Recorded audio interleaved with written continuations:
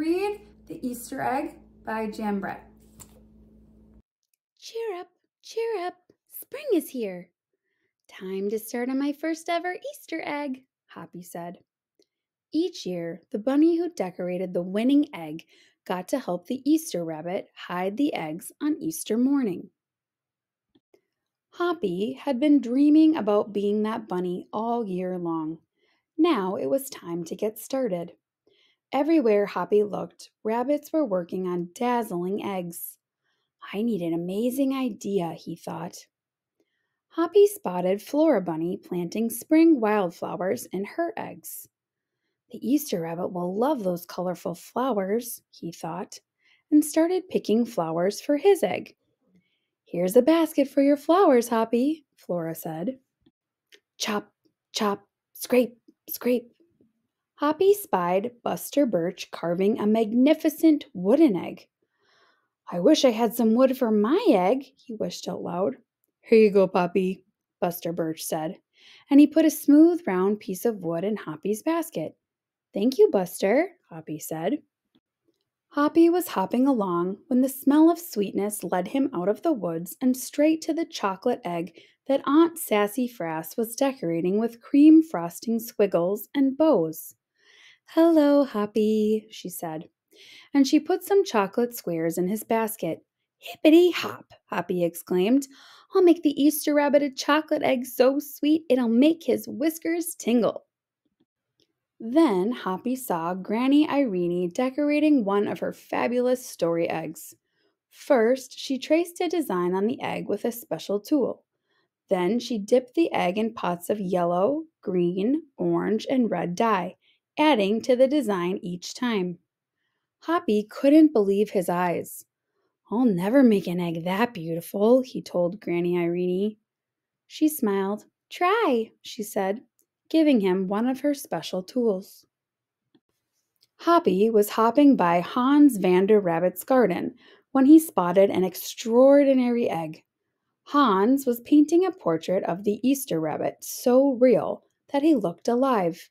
Fantastic, Hoppy exclaimed. Thank you, Hoppy, Hans said. Why don't you make a painting on your egg? He gave Hoppy pots of paint and a fine brush. As Hoppy bounced along, a loud boing nearly knocked him off his feet. It was a whirling, twirling, mechanical egg. Whoa, Hoppy said. That's an unusual egg. Would you like to make one? Roberto asked. Hoppy tried hard, but the harder he tried, the more parts and pieces piled up around him. Thank you, Roberto, he sighed, but I think I better make the egg that is right for me. Hoppy hopped back to the woods and lay down under a tall tree to think. Making a beautiful egg is harder than I imagined, he thought. I guess I don't have to win. I just want to make an egg I'm proud of.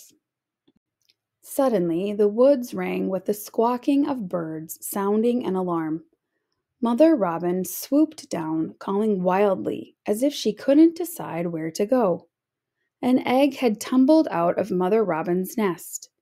Inside the perfect blue egg was a baby robin that needed its mother to keep it warm until it hatched. Hoppy knew what he had to do. He sat down carefully and covered the blue egg with his soft, warm fur. I'll take care of you the best I can, he whispered. Relieved, Mother Robin chirped and settled down on her other 2 eggs. Hoppy never left the robin's egg.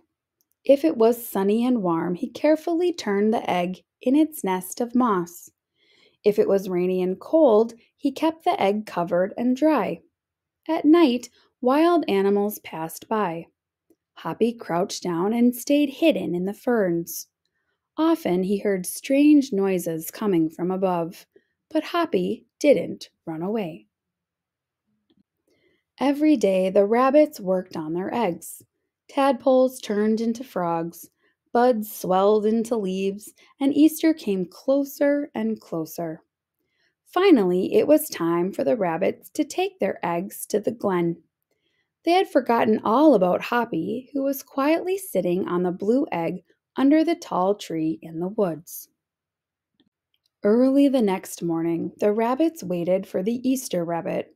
Suddenly, a beautiful wagon rolled toward them out of the mist and stopped. The Easter bunny stepped down from the wagon and admired the decorated eggs one by one. "You have brought me the most beautiful eggs in the world, but a very special one is not here," he told them. The rabbits were puzzled. Whose egg could it be? "Fill my wagon with your wonderful eggs," he said. "When I return, I will show it to you." And he disappeared into the woods.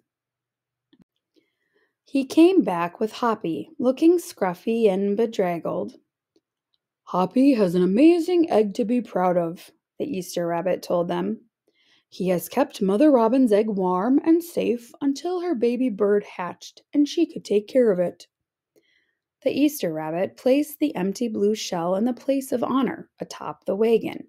Now they were ready to go. The rabbits cheered for the egg that had surprised them all. "It's our best Easter ever, Hoppy!" they shouted. Then the brave little bunny and the Easter rabbit rode off together to hide the eggs for girls and boys to find on Easter morning.